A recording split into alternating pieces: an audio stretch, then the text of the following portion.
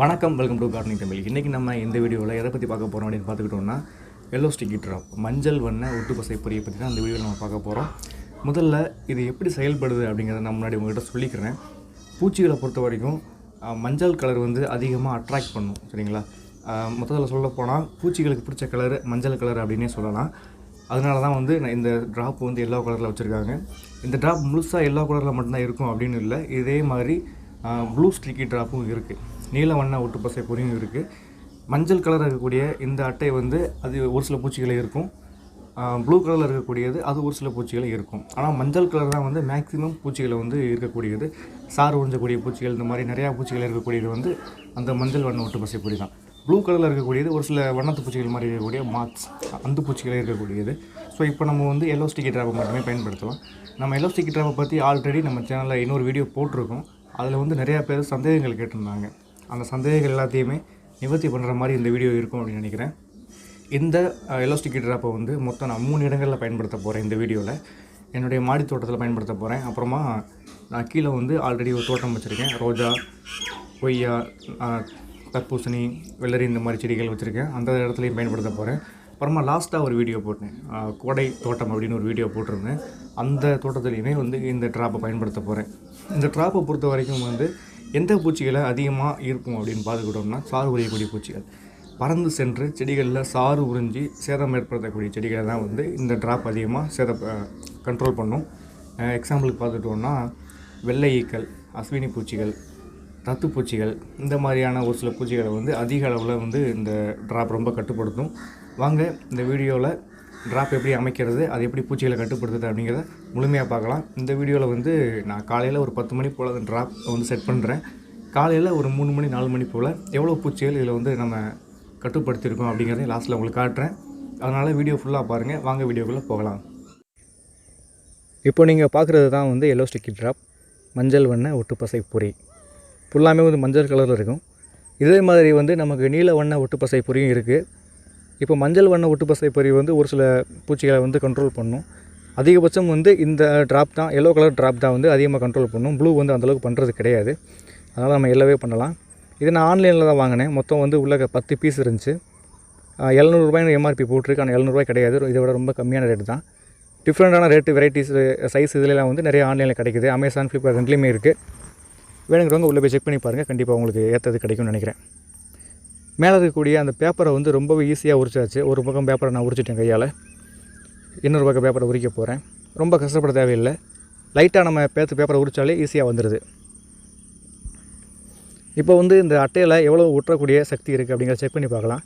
என்னுடைய கையில் அந்த அட்டையை ஒட்டி அப்படியே தொங்க விடுறேன். பாருங்கள், எதுவும் பிடிக்காமல் நல்லா தொங்குது. எடுக்கிறதுமே கொஞ்சம் கஷ்டமாக இருக்குது. ஒட்டக்கூடிய தன்மை ரொம்ப நல்லா இருக்குது. நம்ம எடுக்கும்போது இவ்வளோ கஷ்டமாக இருக்குங்கிறப்போ பூச்சிகளை ஒட்டுச்சு அப்படின்னா அதில் தப்பிச்சு போகிறதுக்கு சான்ஸே இல்லை. இதில் நம்ம இப்போ இந்த கம்பியில் வச்சு நம்ம மாடி தோட்டத்தில் இதை செட் பண்ண போகிறோம். கம்பியில் வைக்கலாம். அப்புறம் கம்பு, ஏதாவது நீளமான கம்பு கிடச்சுன்னா அதில் வைக்கலாம். மேலே வந்து 2 ஓட்டை இருக்குது இல்லையா, அந்த ஓட்டையில் கட்டி ஏதாவது வந்து ஒரு கம்பியிலேருந்து தொங்க ஓட விடலாம். மாடியில் சேட் நெட் போட்டிருந்தாங்க அப்படின்னா அதில் நம்ம தொங்க விடலாம். ரொம்பவே யூஸ்ஃபுல்லாக இருக்கும்.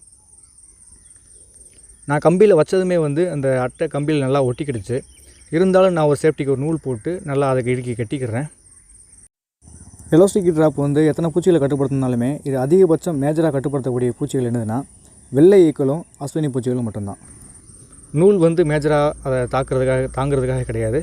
கம்பியிலே அது வந்து ரொம்பவே நல்லா ஒட்டிக்கிடுச்சு. நான் எடுத்து பார்த்தேன், கம்பியிலேருந்து எடுக்கும்போது அந்தளவுக்கு ஈஸியாக வரலை. கம்பியில் வந்து ரொம்பவே சூப்பராக ஒட்டியிருக்கு. இப்போ இந்த ட்ராப் வந்து மழைனாலும் சரி வெயில்னாலும் சரி ஒன்றும் எந்த பிரச்சனையுமே ஆகாது, நல்லா இருக்கும். இப்போ இது என்னுடைய மாடி தோட்டத்தில் இருக்கக்கூடிய வெண்டைக்காய் செடி. இதில் என்னென்ன பூச்சிகள் இருக்குது அப்படிங்கிற முதல்ல நான் காமிக்கிறேன். மாடி தோட்டத்தை பொறுத்த வரைக்கும் பார்த்துக்கிட்டிங்கன்னா, நிலத்தில் தோட்டம் போடுறத விட மாடியில் தோட்டம் போடும் பொழுது பூச்சிகளோட எண்ணிக்கை ரொம்பவே கம்மியாக இருக்கும். இந்த செடியை பொறுத்த வரைக்கும் இதில் எந்த பூச்சியுமே இல்லை, எந்த ஒரு நோய் எதுவுமே இல்லை. சிலந்தி பூச்சி மட்டும் கொஞ்சம் இருக்குது. சிலந்தி பூச்சியால் செடிகளுக்கு ஒன்றும் பெரிய ஆபத்து ஒன்றும் கிடையாது. அதனால் நம்ம அதை கண்டுக்கிற தேவையில்லை, ஒன்றும் பிரச்சனை கிடையாது. நிலத்தில் தோட்டம் போடுறதுனால பூச்சிகள் எப்படி அதிகமாகுது அப்படின்னு பார்த்தோம்னா, பூச்சிகளை பொறுத்த வரைக்கும் மோப்பம் பிடிச்சி வந்து செடி அட்டாக் பண்ண போகிறது கிடையாது.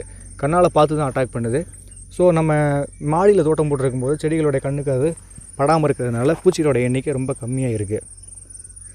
இதை பார்த்திங்கன்னா இது கொத்தவரங்காய் செடி. இதில் பூச்சிகள் எதாவது இருக்குது அப்படிங்கிறத பார்க்கலாம். கொத்தவரங்காய் கூட வந்து கத்தரியும் முளைச்சிருக்கு, சில மிளகாய் செடியும் முளைச்சிருக்கு. அதெல்லாம் பிடுங்கி வேறு இடத்துல நட்டு வைக்கணும். இந்த இதில் பார்த்திங்கன்னா ஒரு இலையில் வந்து புழு தாக்கியிருக்கு. இப்போ அந்த இலையை எடுத்து காட்டுறேன். இலையோட பின்புறம் பார்த்துக்கிட்டிங்கன்னா கருப்பு கலரில் அந்த புழுவுடைய கழிவு இருக்குது. மற்ற இலையில் தேடி பார்த்தேன், அந்த புழு என் கண்ணில் படலை, கழிவு மட்டும் சின்னதாக இருக்குது. இது இன்னும் ஒரு வெண்டைக்காய் செடி. இதுலேயும் பார்த்துக்கிட்டோன்னா புழுக்கள் பூச்சிகள் எதுவுமே பெருசாக இல்லை. இதுக்குள்ளே மிளகாய் செடிகள் நிறையா போட்டிருக்கேன். இந்த மிளகாய் செடி வந்து ஓரளவுக்கு வளர்ந்ததுக்கப்புறமா அதை பிடுங்கி வேறு பைக்கு மாற்றணும். வெண்டைக்காய் மற்ற மிளகாய் செடினாலும் சரி, கத்திரி செடினாலும் சரி, உள்ளக்க எதுலேயுமே வந்து பூச்சிகள் நோய்கள் எதுவுமே இல்லை. எல்லாமே ரொம்ப நல்லாயிருக்கு, சூப்பராக இருக்குது. மாடி தோட்டத்தில் இது வந்து தரையில் தோட்டம் போடுறத விட மாடியில் தோட்டம் போடுறதுனால இந்த பூச்சிகளோட தொல்லை வந்து குறைவு அப்படிங்கிறது நமக்கு ஒரு மிகப்பெரிய நன்மை. ஏன்னா பூச்சிகளாலேயே வந்து நமக்கு மகசூல் வந்து ரொம்ப குறைஞ்சிருது. இப்போ இதில் இருக்கக்கூடிய அந்த மண்கலவையை நான் வந்து லைட்டாக தோண்டி காட்டுறேன். சில நேரங்களில் மண்கலவையை தோண்டி பார்த்தோம் அப்படின்னா தரையில் உள்ளக்க வந்து புழுப்பூச்சிகள் இருக்கும். ஆனால் இதில் வந்து எந்த பூச்சி எதுவுமே இல்லை. இப்போ பார்த்துக்கிட்டிங்கன்னா இந்த இதில் வந்து நான் ஒரு 6-7 செடி காமிக்கிறேன். பின்னாடி வந்து ஒரு 15 செடி இருக்குது, 15 க்ரோ பேக் இருக்குது. இப்போது இந்த செடிக்கு இந்த இதுக்கு மட்டும் ஏற்ற க்ரோ பேக்குக்கு ஏற்ற மாதிரி ஒரே ஒரு ட்ராப் போதும். ஒரே ஒரு ட்ராப்பை இந்த மண் இருக்குது இல்லையா, இதில் நான் வைக்க போகிறேன். எதுக்காக அந்த காயற்பத்தில் வைக்காமல் இந்த மண்ணில் வைக்கிறேன் அப்படின்னா, காயற்பத்து வந்து ரொம்பவே சாஃப்டாக இருக்கிறதுனால நம்ம அதில் அந்த கம்பியை குத்தி வச்சோம் அப்படின்னா காற்றடிக்கும் போது அந்த கம்பி ஈஸியாக கீழே விழுகிறதுக்கு சான்ஸ் அதிகமாக இருக்குது. ஆனால் இந்த துளசி செடி வச்ச அந்த மண் வந்து ரொம்ப இறுக்கமான மண், அதனால் அதில் நான் குத்தி வைக்கிறேன். பார்த்தீங்கனாலே தெரியும், நான் இதை குத்தும் போதே ரொம்ப ஸ்ட்ராங்காக இறங்குது. அதில் ஃபுல்லாக குத்தி வச்சுட்டேன். இப்போ இதில் வந்து காற்று அடித்தாலும் சரி, மழை பெஞ்சாலும் சரி, வெயில் அடித்தாலும் சரி, இந்த ட்ராப் வந்து எதுக்குமே பாதிப்புக்குள்ளாகாது. கண்டினியூவாக கிட்டத்தட்ட நம்மளுக்கு வந்து ஒரு மாதம் வரைக்கும் பூச்சிகளை கண்ட்ரோல் பண்ணிக்கிட்டே இருக்கும். இந்த மாதிரி மாடியில் இந்த ஒரு 6-7 செடிகளுக்கு ஒரு ட்ராப் வச்சுருக்கேன். இப்போ பார்த்துக்கிட்டிங்கன்னா இது வந்து என்னுடைய தரையில் நான் தோட்டம் போட்டிருக்கக்கூடியது. இங்கே ரோஜா செடி இருக்குது, வெள்ளரிக்காய் செடி இருக்குது, தர்பூசணி, மற்ற கொய்யா, முள்சீதா, அந்த மாதிரியான செடிகள்லாம் கொஞ்சம் இருக்குது. இதில் வந்து நான் ஆல்ரெடி ஒரு கம்பில் வந்து என்னுடைய அந்த ட்ராப்பை வந்து ஒரு நூல் வச்சு கட்டிட்டேன். நேரடியாக பேப்பராக ஈஸியாக உரிச்சிடலாம் கையால். இப்போ இந்த வெள்ளரிக்காய் செடியில் பார்த்திங்கன்னா வண்டுகள் தெரியுதா உங்களுக்கு? வண்டுகள் வந்து எக்கச்சக்கமாக இருக்குது. அந்த வண்டோடைய பேர் எனக்கு என்னென்னு கரெக்டாக தெரியலை. சாறு உரியக்கூடிய வண்டு இது. அடுத்து இன்னொன்று பார்த்துக்கிட்டிங்கன்னா, நம்ம கொடி வகை செடிகளில் பார்க்கக்கூடிய ஒரு முக்கியமான ஒரு பூச்சி, கொடி வகை செடி, பூசணி, தர்பூசணி, வெள்ளரி, இந்த மாதிரி எல்லா செடிகளையுமே தாக்கக்கூடியது. இதுக்கு பேர் வந்து பம்கின் பீட்டில்னு சொல்லுவாங்க, பூசணி வண்டுன்னு சொல்லுவாங்க. இது ரொம்பவே ஒரு மேஜரான பூச்சி. இது முள்சீத்தா செடியில் வந்து இந்த பூச்சியோட பேர் வந்து என்னென்னு கரெக்டாக தெரியல, ஏதோ தத்துப்பூச்சி வகையை சார்ந்தது. இதுவுமே செடிகளில் சாறு உரியக்கூடிய ஒரு பூச்சி தான். இதையுமே வந்து முன்னாடி நான் ஒரு எல்லோ ஸ்டிக்கி ட்ராப் வச்சுருந்தேன். அது வந்து இந்த பூச்சிகளை ரொம்பவே அதிக அளவில் கண்ட்ரோல் பண்ணுச்சு. இது பார்த்துக்கிட்டிங்கன்னா இது கத்தரியில் வந்து இலை கடிக்கக்கூடிய ஒரு புழுவுடைய பேர் என்னென்னு தெரியல. ஆனால் இந்த எல்லோ ஸ்டிக்கி ட்ராப் வந்து இந்த புழுக்களை கட்டுப்படுத்தும் அப்படின்னு கேட்டிங்கன்னா கண்டிப்பாக கட்டுப்படுத்தாது. பறந்து சென்று செடிகள் தாக்கக்கூடிய பூச்சிகளை மட்டும்தான் கட்டுப்படுத்தும்.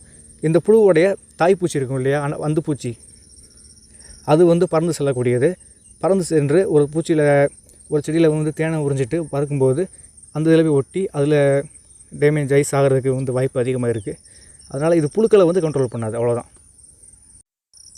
இப்போ நான் உங்களுக்கு காட்டுறது என்னென்னு பார்த்துக்கிட்டிங்கன்னா, இந்த இடத்துல வந்து இதுக்கு முன்னாடி வச்ச பொறி எல்லோ ட்ராப். இது 3 ட்ராப் வச்சுருந்தேன் இந்த இடத்துக்கு மொத்தம். இப்போ நான் ஒரு பொறி எடுத்து காட்டுறேன். எத்தனை பூச்சிகள் இதில் ஒட்டியிருக்கு அப்படின்னு பார்த்தீங்கன்னா உங்களுக்கு நல்லா தெரியும். எல்லா வகையான பூச்சிகளுமே இதில் ஒட்டியிருக்கு. பறந்து செல்லக்கூடிய பூச்சிகள், குளவிகள் ஒட்டியிருக்கு. குளவிகள் வந்து செடிக்கு ஆபத்து விளைவிக்காதது தான், ஆனால் இருந்தாலும் அதை ஒட்டியிருக்கு. வெள்ளை ஈக்கள் நிறையா ஒட்டியிருக்கு. அஸ்வினி பூச்சிகள் ரொம்ப அதிகமாக ஒட்டியிருக்கு. அதே மாதிரி அந்த பம்கின் பீட்டில் சொல்லியிருந்தேன்ல, அதுவும் ரொம்ப அதிகமாக ஒட்டியிருக்கு. இப்போ இவை காட்டக்கூடிய இந்த பொறி என்ன பொறி அப்படின்னா, நம்ம லாஸ்ட்டாக வீடியோ போட்டோம்ல அந்த கோடை தோட்டம் அப்படின்னு, அந்த வீடியோ பண்ணோம்ல அந்த இடத்துல வந்து இந்த பொரியை வச்சுருக்கேன். இப்போ வந்து பார்த்துக்கிட்டிங்கன்னா இதில் வந்து செடி எல்லாமே வந்து ரொம்ப சின்ன செடி. இதில் பூச்சிகள் இப்போதைக்கு தாக்குச்சு அப்படின்னா பெரிய அளவில் ஆபத்து வரும். எதுவுமே வரக்கூடாது அப்படிங்கிறதுக்காக தான் வந்து சின்ன செடியாக இருக்கும் பொழுதே நான் அதில் வச்சுருக்கேன். இப்போது அந்த ட்ராப்புக்கு பின்னாடி பார்த்தீங்கன்னா ஒரு சில இடத்துல வந்து செடிகள் இருக்காது. அந்த இடங்களில் வந்து விதைகள் போட்டிருக்கேன். ஃபுல்லாக காட்டுறேன் பாருங்கள். இப்போ இதில் வந்து மொத்தம் 60 செடி இருக்குது. அந்த 60 செடிக்குமே இந்த ஒரே ஒரு ட்ராப் போதுமானு நினைக்கிறேன். வச்சுருக்கேன். இது வந்து ஃபுல்லாகிடுச்சு அப்படின்னா நம்ம வந்து எடுத்துக்கலாம். இப்போ பார்த்துக்கிட்டிங்கன்னா நான் காலையில் வந்து ஒரு 10 மணி போல் அந்த ட்ராப்லாம் செட் பண்ணேன். இப்போ மணி ஒரு 3 மணி இருக்குன்னு நினைக்கிறேன், 3:30 இருக்கும் இதில். இப்போ பார்த்துக்கிட்டிங்கன்னா எவ்வளோ பூச்சியில் ஒட்டியிருக்கு பாருங்கள், எக்கச்சக்கமான பூச்சி ஒட்டியிருக்கு. இதெல்லாம் என்னென்ன பூச்சினே தெரியலை, ரொம்ப சின்ன பூச்சிகள் இருக்குது. அஸ்வினி நினைக்கிறேன், அஸ்வினி வகை, அந்த அஸ்வினி மாதிரி இருக்குது. அப்புறம் வண்டுகள் ஒட்டியிருக்கு, வெட்டுக்கிளி ஒட்டியிருக்கு. இந்த மாதிரி இன்னும் அந்த பம்கின் பீட்டில் கூட அதில் ஒட்டியிருக்கு பாருங்கள். நிறையா பூச்சிகள் அதை கண்ட்ரோல் பண்ணியிருக்கு. ஒரே நாள் தான் ஆயிருக்கு, ஒரு நாள் கூட முழுமையாக இன்னும் ஆகலை. காலையில் 10 மணிக்கு வச்சோம், ஆனால் இப்போ நான் காட்டக்கூடிய டைம் வந்து பார்த்துக்கிட்டிங்கன்னா ஒரு 4 மணிக்குள்ளே தான்.